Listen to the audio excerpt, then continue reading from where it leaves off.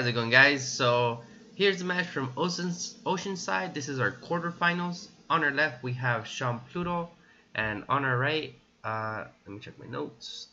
Give me a second. I have Jeremy Messias. He's playing Golisopod Garb, and Sean Pluto is playing Zoroark Lycanroc.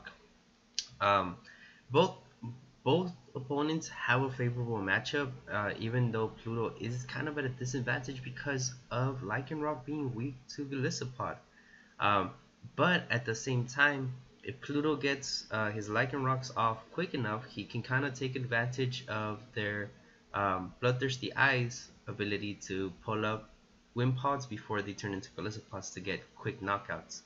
So we're gonna see how this plays out. Pretty much it could be anybody's game, but Sean Pluto is at a disadvantage going into this. So we do see the bridges start from Jeremy. He does get those two Wimpods and that Wimpod Wimpod Trubbish and Tapu Koko start, and then retreats and puts a Tapu Koko out.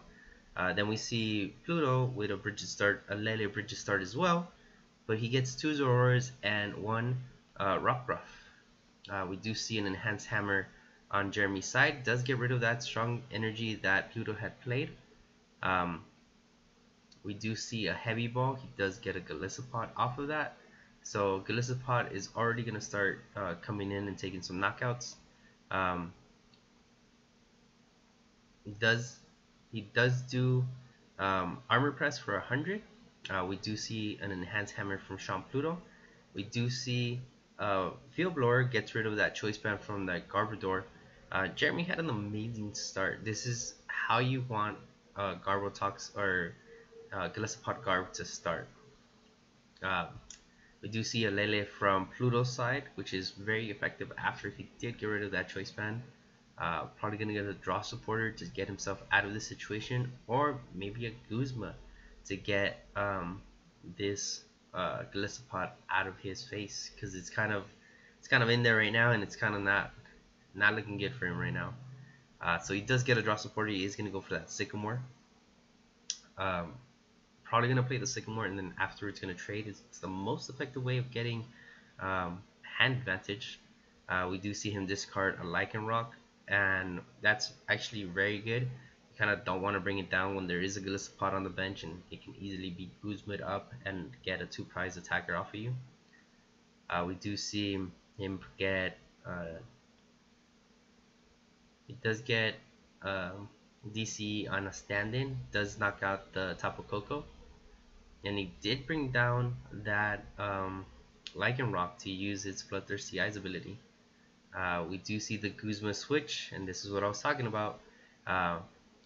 He's gonna give up 2 prizes in exchange for that Lycanroc. So kind of not a good exchange for Sean Pluto, but we'll see if it pays out for him taking that Koko out, because that Koko is kind of the engine that lets you kind of just switch around and do Floatstone Retreat, Guzma Retreat, and all those other good plays. So we'll see if getting rid of that Koko early on will help him out in the end. We do see him do Ultra Ball, discard for another Zoroark. He is going to play N, so he's going to draw 5. His opponent's going to draw 4.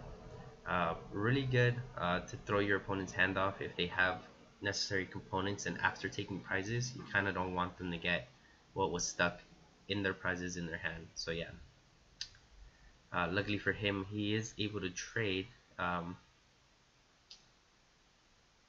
which I think he already traded last turn. So yeah, so he just goes for he just attacks with the stand-in Zoroark.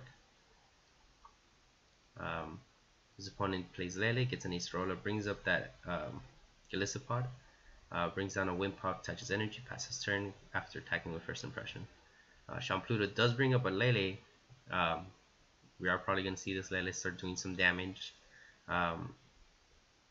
Lots of people think that Lele just is there for support, but you sometimes forget that Lele can attack too. And I think that's just something that Pluto did realize towards the end, that he can attack with Lele and kind of come back from some situations. And I think that's what he's going to try to do here. So yeah, we are gonna see. Oh, we're gonna see the Kukui stand-in knockout. So it's doing 210 exactly with that choice band. So it does get a knockout on that Wimpod, on that Golisopod, which is really good for him. I'm surprised this Garbotoxin doesn't have an energy on it to kind of like slow down Pluto's play, but maybe he just dead drew. We are going to see an Ultra Pod. He's going to go for a Wimpod.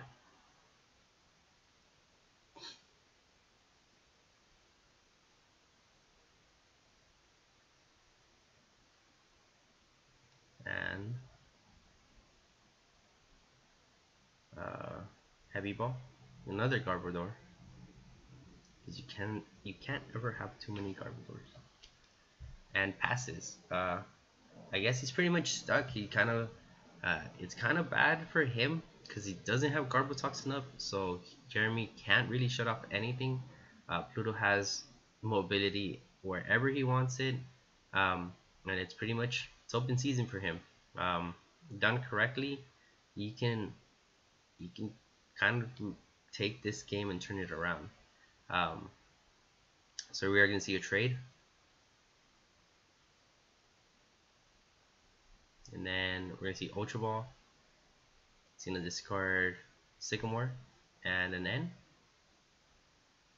And he probably discarding the end because he knows his opponent's stuck. His opponent has pretty much nothing, so he kind of doesn't want to help his opponent and end him, and he doesn't want to go through the deck because he probably already has like some really good resources in there that he doesn't want to get rid of in his hand. So we do see Fail. We do see a Zoroark. Fighting Energy attached to Zoroark, and then we see the end play.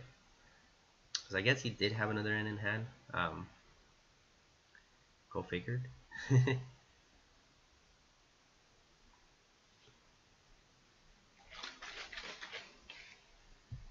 So they're each gonna draw. Pluto's gonna draw, I think, 3 cards, and so is Jeremy. So Pluto ended up drawing and passing, and then we do see just an attachment from Jeremy's side and passing. We are gonna see Mallow.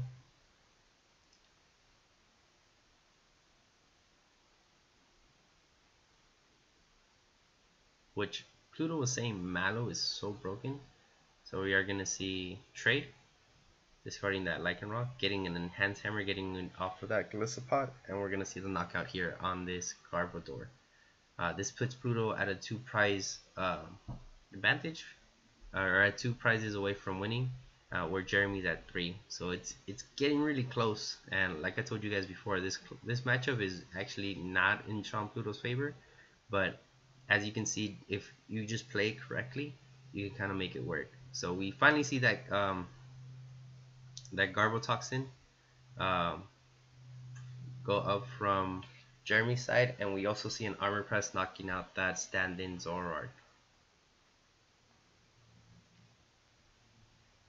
We are going to see a Field Blower come down. We're going to see Trade. We see Trade again. And I think I saw him draw the DC, and he's just deliberating what he wants to do. Yeah. So Righteous Beating for 100, or yeah, right? Yeah, 100.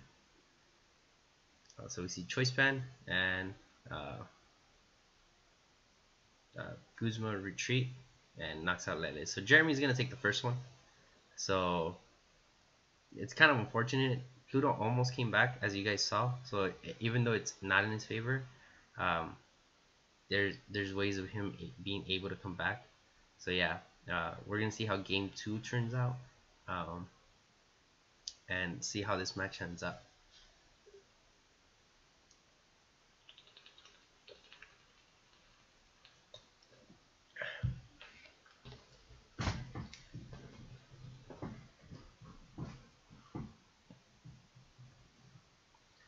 This whole weekend, it was so intense.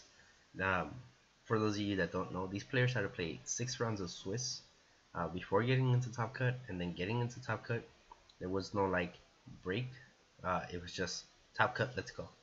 Um, obviously they did deck checks and all that other good stuff, but still, it was just very uh, kind of rushed into it. Let's just keep playing. Let's get it done. So yeah. Uh, so Pluto will be going first. He does open up 2 Pokemon, which is really good. So there's no chance of him getting docked. He does get Zoroark, Rockruff, and he does play a Lele. Obviously not going to play a Bridget because he already has like the automatic Bridget. He's going to play an N. His opponent had that hard cast Bridget in his hand, so that's actually really good on Sean Pluto's behalf. Gonna get rid of that Bridget out of his opponent's hand and make it a little bit harder for him to kind of take off.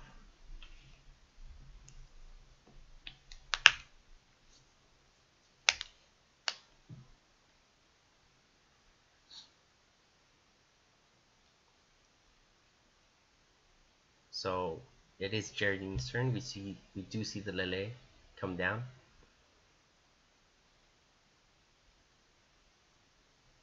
Or not. Oh. I guess he drew an extra card from the end, and he's getting a prize penalty. So we do see Pluto take the prize penalty.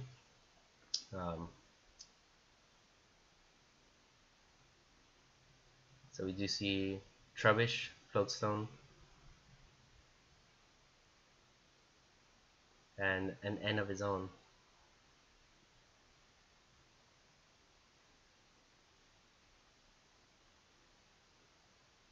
And this prize penalty is gonna put him at a really good place. It's gonna give him that one prize advantage that this deck kind of needs. When you take out Tapu Koko, it kind of throws off the numbers, but with this, it kind of lets you take 3 knockouts. So usually in most decks, you just want to take 3 knockouts, and in this case, you're gonna take 3 knockouts.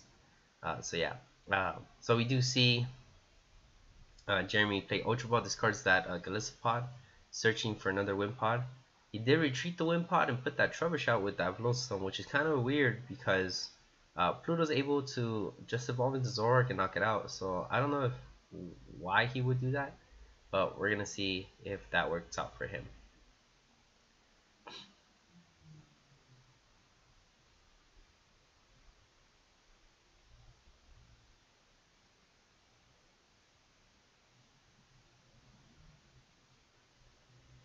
Pluto deliberating what he wants to do. He does attach and just corners. It's kind of unfortunate that he couldn't get this knockout on this Trubbish. We do see Rescue Shutcher get the Golisopod back from the discard pile. We're going to see a Sycamore from Jeremy's side. He is going to draw 7 cards. Attaches an energy to Golisopod. And we are going to see Retreat First Impression knockout right here. Or not. Oh, because he can't retreat because of corner. That is right. Tricky. I totally forgot about that. So Sean Pluto is going to play, or was going to play an Ultra Ball. Decided not to, I guess. Or rethinking if he should play it or not. He does go through with the Ultra Ball. He's going to discard a Sycamore and a Rockruff. Probably going to go for a Zoroark to start trading. And yeah, we see a Mallow play. Gonna get 2 cards, put them on top of his deck.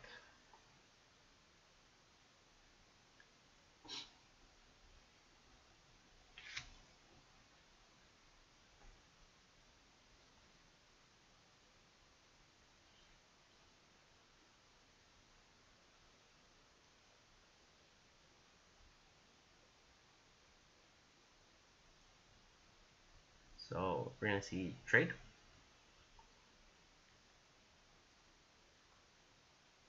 We're gonna see Zoroark standing.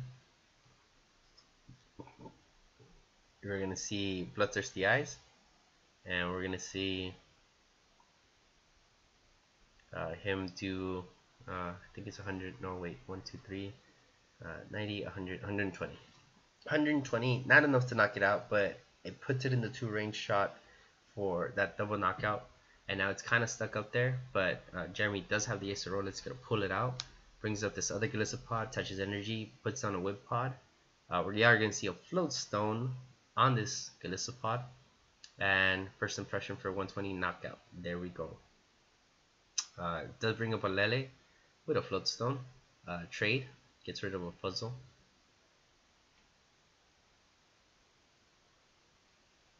It kind of looks like they both didn't have such a great start, which is really weird. Um, but this is actually really good for Pluto because it kind of lets him take back this game. Uh, so he did Bloodthirsty Eyes, knock out the Wimpod. So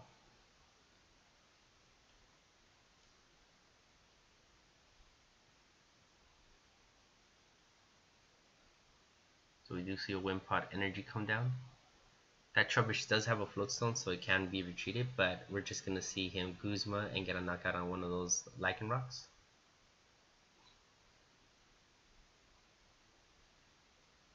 Trades off an Acerola. We're gonna see a strong energy on this Lycanroc. We are gonna see a Bridget from Sean Pluto. Brings down two Zoroarks. There's Auroras.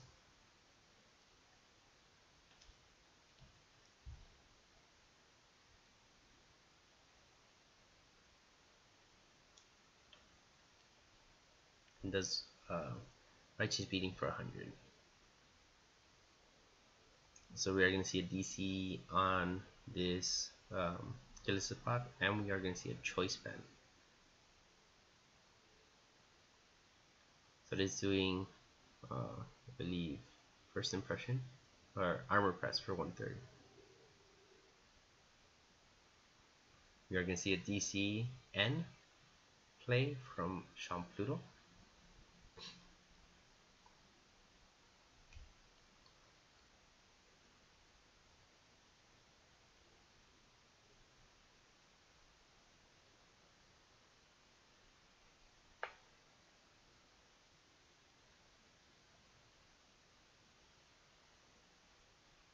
We're going to see Trade. We are going to see Enhance Hammer. Gets rid of that DC from the Golisopod. We are going to see Ultra Ball. So that triple Ultra Ball, Ultra Ball. Does get another Zoroark.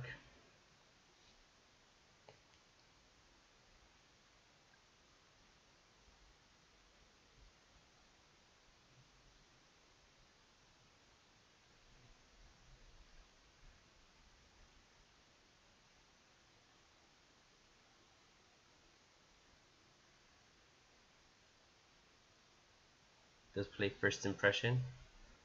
Knocks out, does some damage on the Golisopod. Jeremy responds with a Guzma, pulls up that Lycanroc.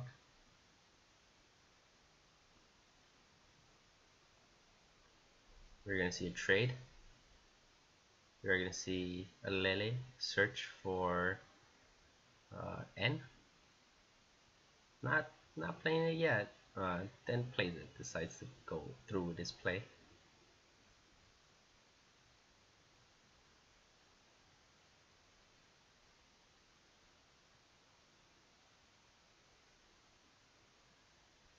So ending your opponent to one late turn does really make a difference.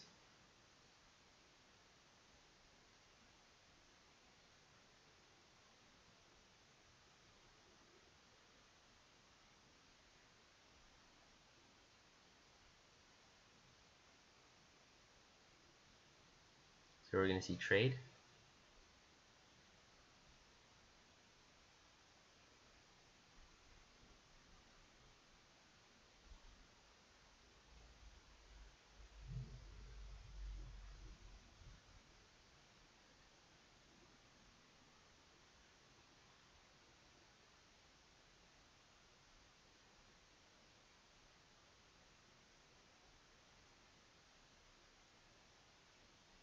And we're going to see double puzzle.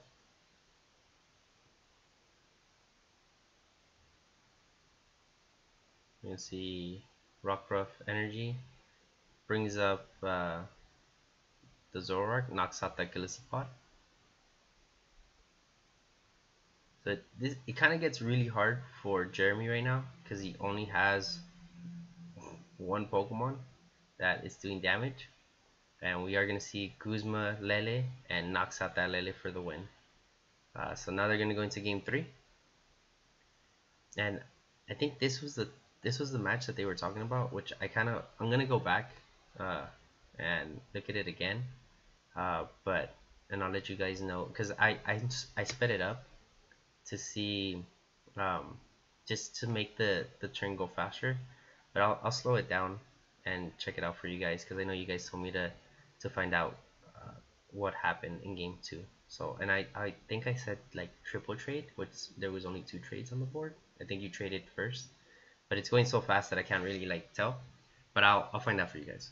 But yeah, don't worry. Like I don't delete the old footage until like I'm done fully editing the video and it's uploaded. But even for this match, I'll archive it so then we can rewatch it if you guys need to. But yeah, but I do believe that Pluto triple traded when he couldn't. So yeah, oops. Alright, so they're going into game 3.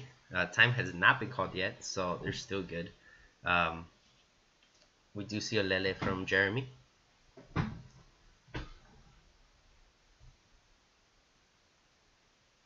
It's not looking good. He didn't go straight for the Bridget, so maybe it's prize.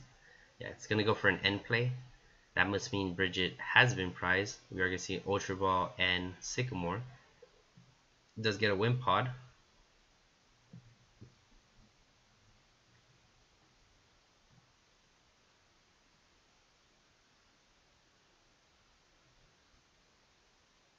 And we are going to see a Sycamore instead. I guess he played the Lele and drew the end so that he can thin out the deck, but not always is that the right play. So we are gonna see Zoroark, Zora. We're gonna see an Ultra Ball from Sean Pluto. We are gonna see that Lele and Bridget start for him. So he's gonna get 3 Zoras. So 4 Zoras out on the board. They're ready to go. More than likely gonna set up 2 trades and 1 stand-in, and that will pretty much define where this match goes.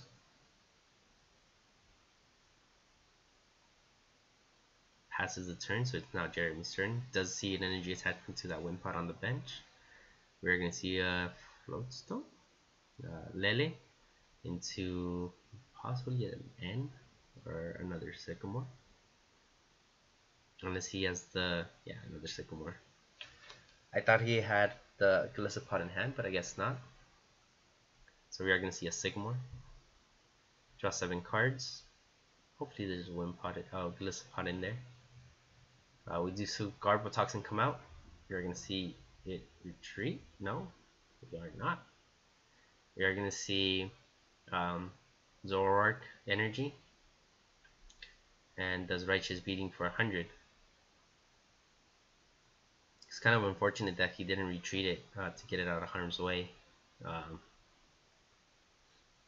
We're going to see a Floatstone on this Wimpod on the bench. We're going to see another Sycamore. That's kind of unfortunate. Like, this is the one thing that I don't like about Golisopod Garb, is that you have to play Sycamores at times that you really don't want to play Sycamores.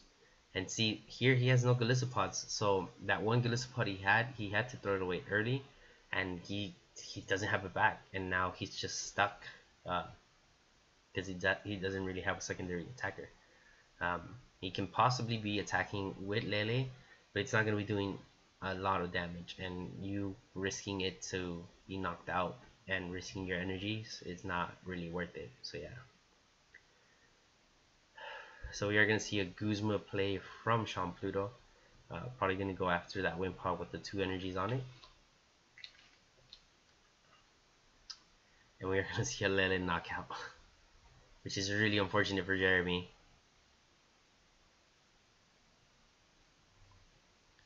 Jeremy deciding what he wants to bring up. He's going to go with that Wimpod. Rollouts for a turn.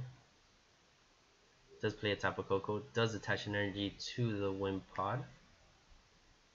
These Wimpods are ready to go. All they needed was their evolved forms to take off, but he wasn't able to get it.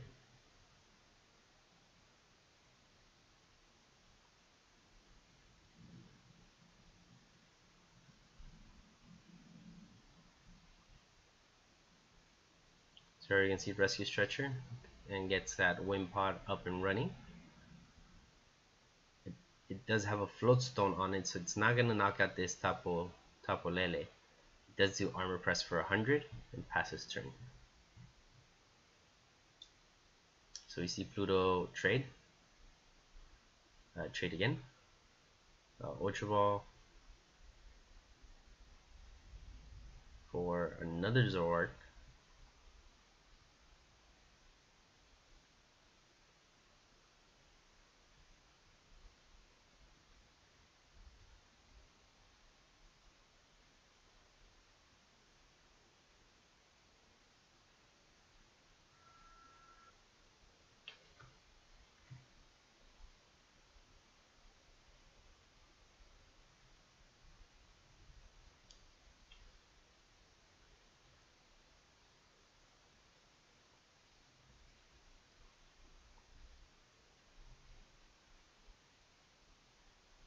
So I guess time is called, so here's where they're trying to figure out turns.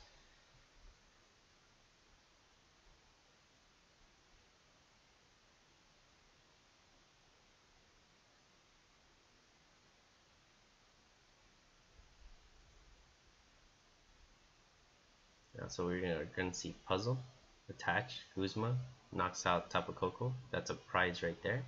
Kind of puts Pluto at 2 prizes, and then that pretty much sums it up.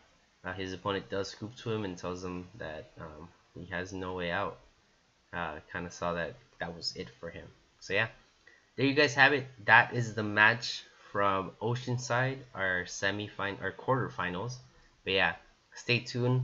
I'll have semifinals up for you guys up in a little bit after this. But yeah, guys, I hope you guys enjoyed this.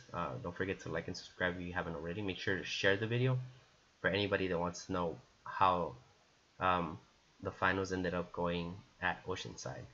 Guys, with that said, thank you guys for watching, and I'll see you guys next time.